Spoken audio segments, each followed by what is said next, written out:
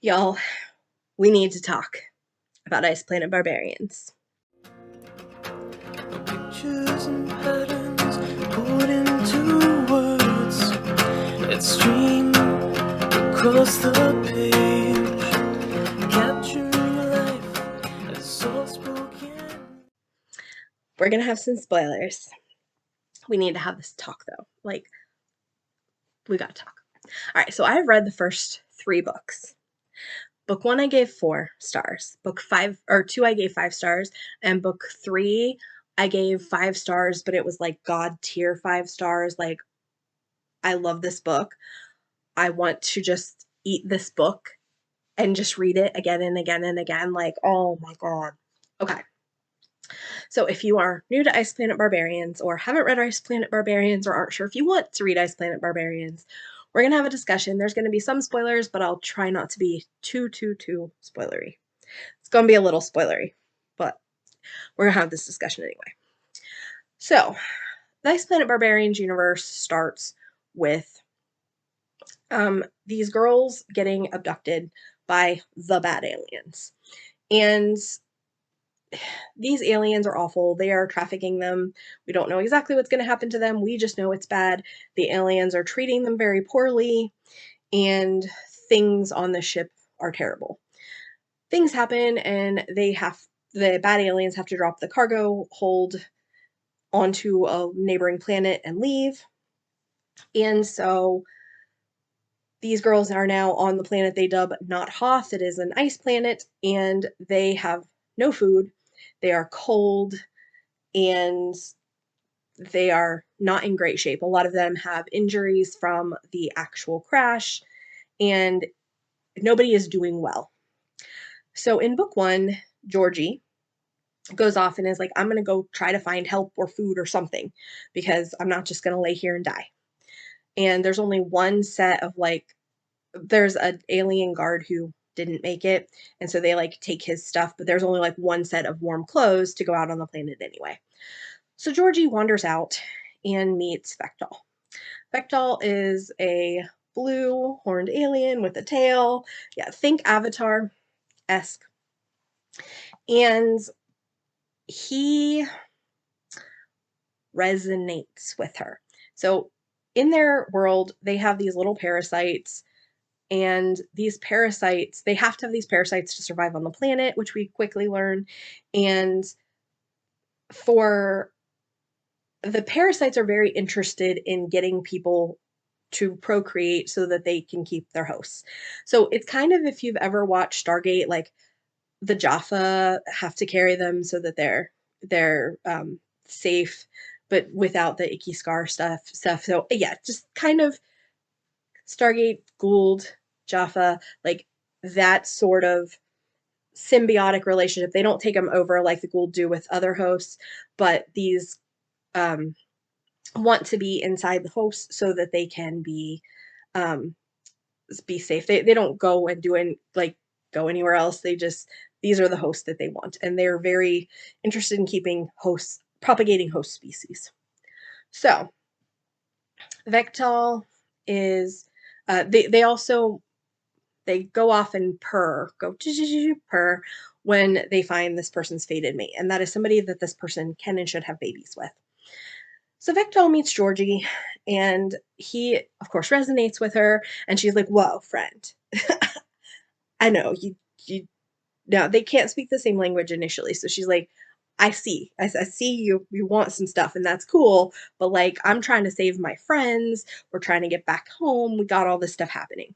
So he and Georgie, he takes Georgie back home to get her safe, cleaned up, fed, any wounds, issues treated.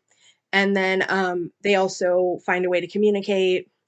There's what they call the Ancestors Cave, which zaps them with the ability to communicate.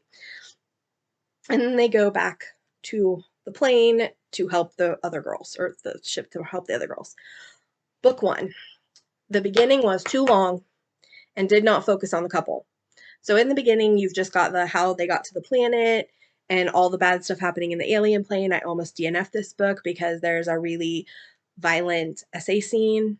There's also, and I like, I've watched some videos so I understand now why they did things, but like one of the girls who was essayed, she unalives herself because of the situation.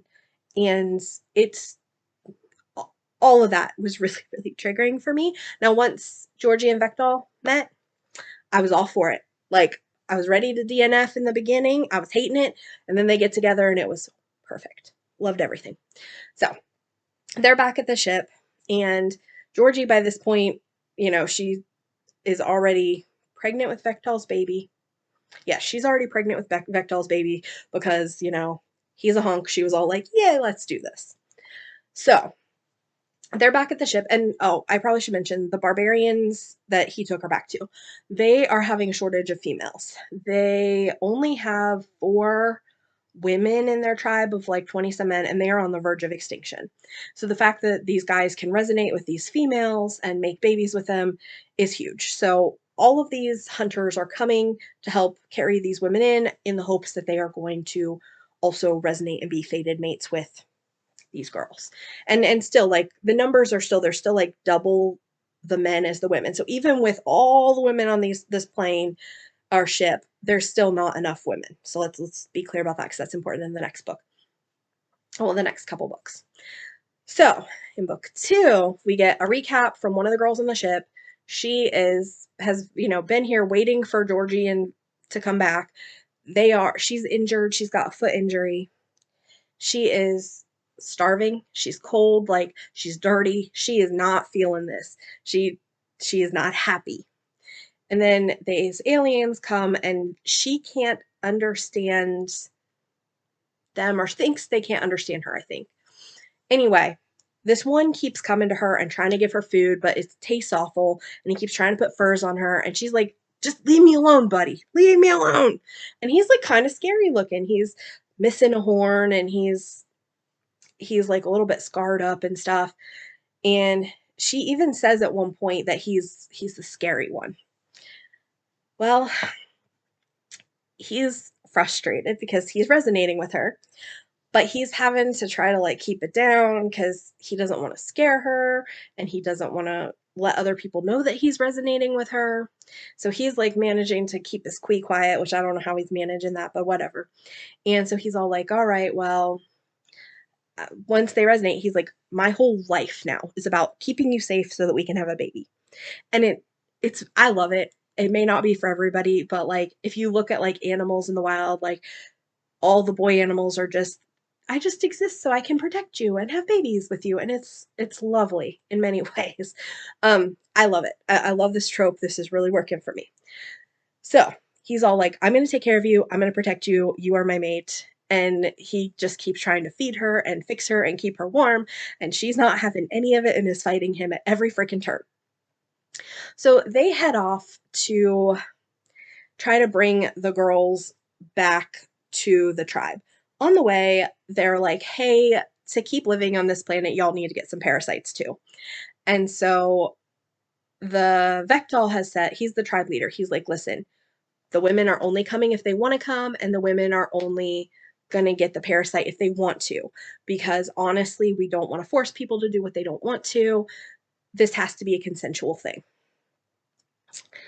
Liz, who is the girl who I was talking about, who was hurt and tired and been on the thing for a week, she's like, I ain't having a parasite. There has got to be another way. I'm not doing this. And like, she is dying. Like, she is days out from being toast. Like, she is already too weak to walk. She's got broken toes. She's a hot mess. And I don't remember his name. It starts with an R, I think. But he's all like, no, my mate's not going to die. I don't care what you say. You're going to get the parasite. So he forces her to have the parasite and then runs off to the woods with her because he knows his leader's not going to be happy about it. But he's not letting his mate die. He doesn't care if she's being stupid. Now, consent for both books has a little bit of an issue. It's not too bad. Not anything I was upset about, but just know that in the first book, Vectal doesn't realize that Georgie doesn't have a queen and that her mating customs are different. So there's some stuff that happens. And then as soon as she's like, hey, whoa, whoa, whoa, big guy, stop, he stops. It's cool. But like, he doesn't know that she's not into things initially because guess what? In his world, when the Quee goes off, everybody just mates and it's fine. So in this one, everything physical is consensual. However, the medical procedure of her getting the Quee is not. He definitely like forces it on her, and she is upset. She wakes up, she has her Quee, and she is mad about it. Tries to rip it out of her neck, and then she thinks he can't understand her, and so she's just talking and rambling and he can understand everything. So later on, he like talks to her, just like, you can understand me this whole time. He's like, yeah, you never shut up. I don't know what you want from me, but he thinks that her issue is she's upset because his Quee and her, like, she is his fated mate. He thinks she just doesn't like him. That, he's ugly. He hasn't had any luck getting girls before because, his horn and his scars and, he's ugly in their tribe. So even for like casual dating, non-mating stuff, you know, he hasn't, none of the girls are interested in him. And I love that. I love my virgin heroes. Like that is my thing. I eat that crap up. So Liz, she is not mad that she's got the ugly boy, which is what he thinks. She's just like, everything is happening to me and I have no control over any of it. I didn't want to get abducted. I didn't want to get dropped on this ice planet. I didn't want to resonate with anybody. Now it's been taken out of my hands. Like, I'm supposed to marry this guy and have babies with this guy because Alarm says so. And I didn't have any say in it. It's not like I got to take all these guys out to lunch and do like the bachelor dating thing. Like, legit, everything is happening to me. And so that's her biggest struggle, is like finding ways to maneuver her life when so much is out of her control. So we have her kind of trying to find herself in this world and realizing that as long as she is safe and happy and pregnant with his baby, he's gonna support all the craziness. And she finds that she does actually quite like him. She did a lot of hunting with a bow when she was a kid, so like she's like, I want to come hunting with you, and he's like, girls in my tribe don't hunt, they're too valuable. She's like, well, I'm not one of your tribe members and I'm gonna go hunting, so try and stop me. And he's like, all right, I guess we're going hunting. So anyway, everything's going good for them. I loved everything with them falling in love. Then the tribe, a couple of the other hunters, find them and take them back. And they're like, you broke the rules. You stole a female, even though it was who you were resonating with. You stole her and you forced the worm on her. I don't even remember if that became an issue, but you stole her and you put a woman in danger. So you are in trouble, buddy. You are exiled. And she's like, whoa, you're exiling my man and my mate? No, no, no. So they're like, we have to do this. It is imperative that we do this. So she makes all kinds of havoc. And oh, he is so romantic. Like, he is that is his entire life. Like, even though he's not allowed in the village, he is bringing food every day. He's like, this is for Liz. This is for Liz. And I was just like, oh my heart. Like, even though he can't see her, she is pregnant with his baby. That is his mate. He is literally going to die. Just exhaust himself to the point of death, bringing her what she needs. And I was like, my heart. My heart. And she's just causing all these problems because she really likes him by now. And she's like, no, you have screwed up my entire life. I've not had a say in any of this. And now I do finally have a say, and you are effing it up. So, among the things she does, and this is important for the next book, she tells one of the guys who is interested in one of the girls to make a sculpture of his man bits and give it to her as a courting gift. Yes. Yes, because that's what everyone wants, is, alien dick pics. So anyway, she's doing other things to rile things up, and at one point she kidnaps a man or something and holds him hostage, but not really, because like he's all like, hey, I'm into one of the girls and I need dating tips. She's like, cool, but I'm going to give them to you at knife point because I need to get kicked out of here so I can be with my mate. And so the tribe leader's kind of like, listen, listen, friend, I get it. I don't know what to do because on one hand, he has to be punished because I can't just have everybody running off with girls and hoping they resonate. And that's what's going to happen if they think they can just, because all these guys are desperate. Okay. Half of these guys are never going to have a girlfriend. They're just, it's half. The odds are against them. They're better than they were, but they are bad odds. So I can't just have them taking females and hoping that they resonate. Like proximity, like, oh, we're close, we're hanging out, we're gonna have babies. So he's like, but also like, you're pregnant. I can't do very much. So he ends up being like, all right, well, how about this? You go off with your mate, be exiled until you have the baby because their pregnancy is like 3 years, which is crazy. Like I would hate to be pregnant for 3 years. So he's like, you go, build the baby, go hunting with your husband, have fun, and then after you have the baby, you guys can come back as members of the tribe. That way you are still punished. The guys are going to think twice about heading off, but at the same time, you can be with your mate. So like she takes control of the situation, gets her power back, and now she's off hunting with her husband and everybody is happy. It was beautiful and I gave it 5 stars. So then we get to the next book, which is my favorite in the series so far. Like I finished the book and I immediately went and bought the first 3 books and was like, okay, I just want to reread this book like 50 times. So we have Kira, who has a translation device embedded in her ear. She was the first girl that the aliens kidnapped who wouldn't fit in their like preservation pods. And so they gave her this thing so that she knew what they were saying and she could instruct the other girls. Why didn't they have enough for everybody? I don't know. But maybe they didn't expect to have all these girls. So Kira is afraid the aliens, or she starts hearing things in this translation device that the aliens are going to come back. And she's worried that she has a tracker on her and is going to lead them right to the cave, right to all these women. And she can't do that. She would rather sacrifice herself. So anyway, she talks to um she talks to the tribe and is like, hey, this is happening. We need to go to the old spaceship and see if I can get this removed.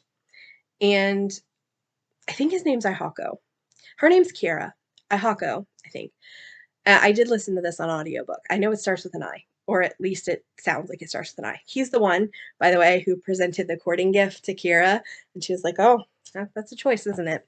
And he is so funny. I love him to death. He's all like, "I spent 4 hours sculpting it just to make sure that it was fun, looking at it and making sure everything is perfect, and it is quite accurate." Just like, oh, I love him.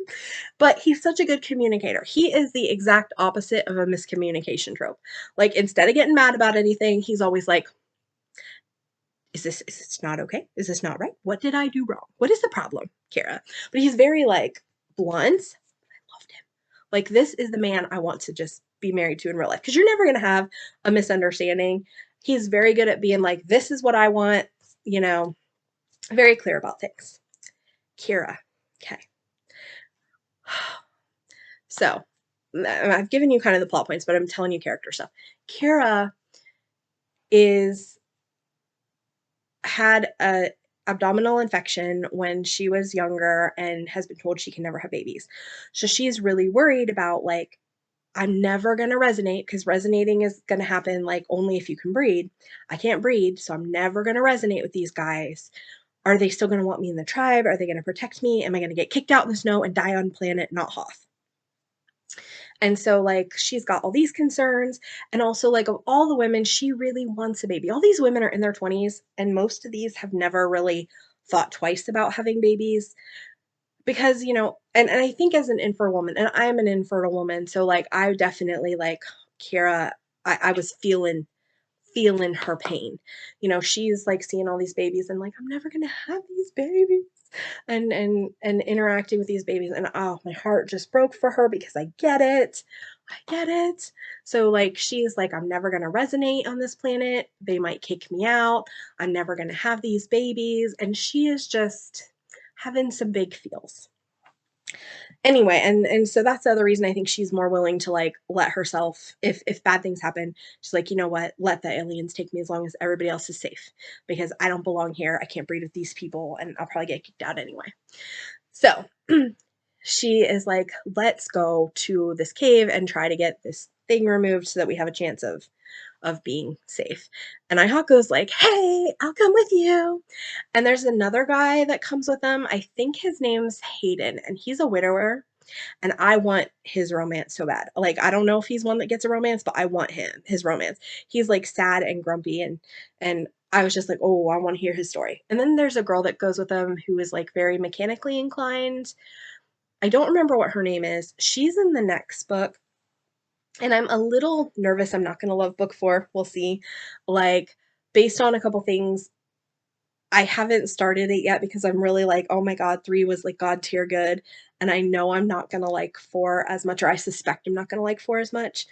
So I'm like, depending on how much less I like 4, I'm afraid it's almost going to corrupt book 3. Okay, so Kira and Ihako are heading out. Ihako keeps flirting with her and is trying to get with her, and she keeps being like, "Friend, we're not doing this." Because and at some point he's like, "What is the issue here? Do you not like me?" And she's like, "We're not resonance mates." He's like, "Well, that's okay. We can be non-resonance mates. You know, when you resonate, you can go with that person, but until you resonate, we'll just be a thing. It's great. I like you." And she's like, "I'm never going to resonate because I can't have babies.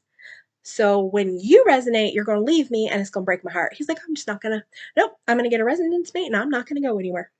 And it's going to be fine. You don't even have to worry. I'm just going to stay here with you. I'll give up my resonance mate for you because I really like you." And she's like, "You are freaking ridiculous." So I don't remember at what point they start having some funsies, but they go to the ancestral ship. So not the ship they crashed in. This is the ship that has the language. She gets the thing taken out of her ear, and then the bad aliens show up, and stuff happens. They take out the guys, not like murder them, but knock them unconscious and kidnap Kira. And in this part of the book, it was a little too sci-fi for me. Like, I am here for smut and the romance. It was cool what happened on the ship, but I was kind of like, could you just get back to Ayako? Because I don't really care about this part that much. But anyway, she gets on the ship. She takes the aliens out, makes sure that they're all protected. And Ayako is sure she is dead. So he's like doing this mourning ceremony for her, and he is just devastated. And then the other girl has run away. We find out that's not what really happened, but it's fine. And Hayden is borderline dead, and she shows back up, and he's like, "Oh, you didn't die." And she's like, "Yeah, I didn't die." She's like, "You know what? We could all die tomorrow. Life is short. Life is hard. Let's just get together. It's fine." So they take Hayden back, and then he goes to his parents, and he's like, "Hey, this is my mate." They're like, "Oh, you resonate?" He's like, "No, we're just chilling. We're just gonna move in together. It's gonna be fine though." And she's already told him, "I can never have babies," and blah blah. And he's like, "You know what? The chances of me having a mate are 50-50 anyway. So I would rather have you and have somebody to love and be with, even if you are never going to resonate with anybody." Now, there is this one girl who has been trying since the beginning that I forgot to mention. I think her name's Asha, to push her way in, because she has a resonance mate, but she likes Ahaka, and like Ahaka and her used to be a thing before she resonated. And so she keeps trying to like cheat on her husband with Ahako, and he's all like, "No, no, friend, we're not doing this." That's going to be important in a minute, but so anyway, they get back to the caves, and um, there's a discussion about needing more space. So it's agreed that the tribe is going to split into 2 cave systems, because there was another cave that used to be used when the tribe was bigger, and it's not bigger now. And so they're like, okay, we're going to split into 2. So Ihako and Kira are in charge of cave number 2, and that has all of the single men, the single women, and Asha and her mate, because they had a baby but it died. So anybody who doesn't have children and isn't pregnant and doesn't immediately need the healer, because the healer is in the other caves, and the caves are not like super close. So like, especially when the weather's really bad, they can't quickly get one place or another. So Ayako and Kira move into this little cave. Everything is going so good.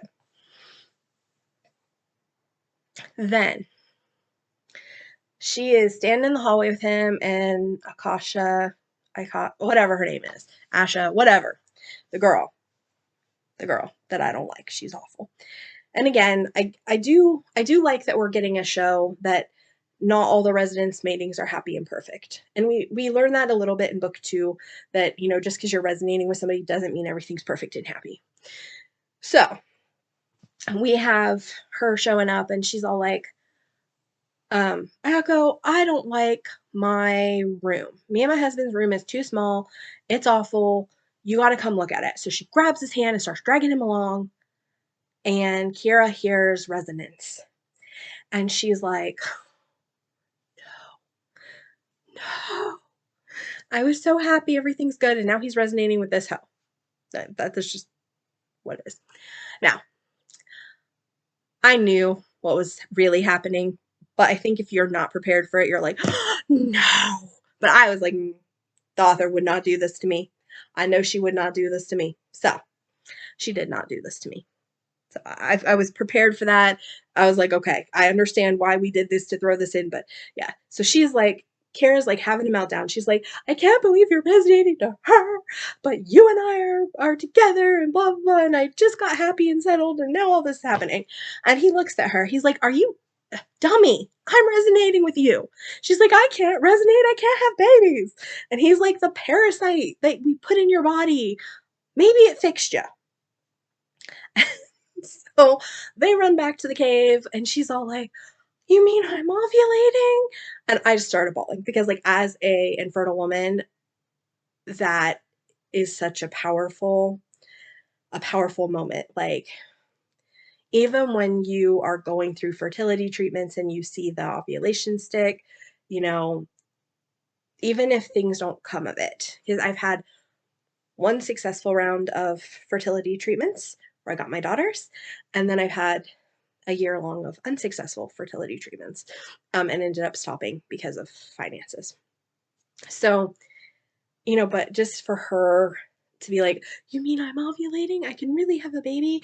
Like, because of being an infertile woman, that hit me so hard. I just started bawling. And of course he's funny. He's like, what's ovulation? She's like, doesn't matter. Just get in here. We're gonna take care of this right now. Pump that baby right in there. Oh my God, I freaking loved it. I loved they dealt with the infertility thing because I remember the first thing I thought about when I read the book was like being a little bit sad because I'm like, I'm an infertile woman. I wouldn't have a mate. I didn't realize that they were going to like handle that topic. And I love that. And I love her as a character with her infertility and dealing with this culture that is very focused on breeding. It was so beautiful. And I felt so seen and I just loved it. And I love them. I love Daihako and his very blunt communication. This book had maybe a little more sci-fi than I wanted in it, but I didn't freaking care because it was amazing. So yes, book 1 through 3, I really enjoyed. I didn't like the beginning of book 1, so I will say if you have either tried book 1 and stopped after the triggering, were triggered by the essay scene and were like, I don't know if this is for me, maybe try starting at book 2 instead, because that's the book 2. We have a nice recap. I don't think you can read book 3 without reading book 2, but the recap in book 3 or book 2 worked really well. So I think if you DNF'd because of the scene, or if you just know for yourself that that is not a scene you want to read, you can still jump in the series in book 2 and know what's going on because you have a good recap at the beginning. I don't think you can in book 3 because you don't get that recap and it's too connected to book 2. But yeah, it was so beautiful. Book 3 was so beautiful. Book 1, I wish hadn't had the same beginning. I wish we could have told that differently or not as detailed or whatever. I almost DNF'd it. I'm glad I didn't DNF it because I love freaking book 3 so much. This is the best book I've read forever. So yes, love that. Book 2, really enjoyed. Love my heroes less attractive, love my heroes virgins, like all of those things. Like, yes, give that all to me. So,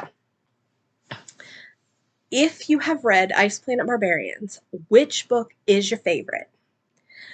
I am worried I'm not going to love 4 as much, so I'm probably going to start it soon, but just like a little bit of time to kind of get over how much I love book 3 so that I don't get so disappointed by book 4. Because what I don't want to have happen is me be like, I want book 3, but read book 4 and be like, this would have been great if I hadn't read book 3, but since I read book 3, this is awful.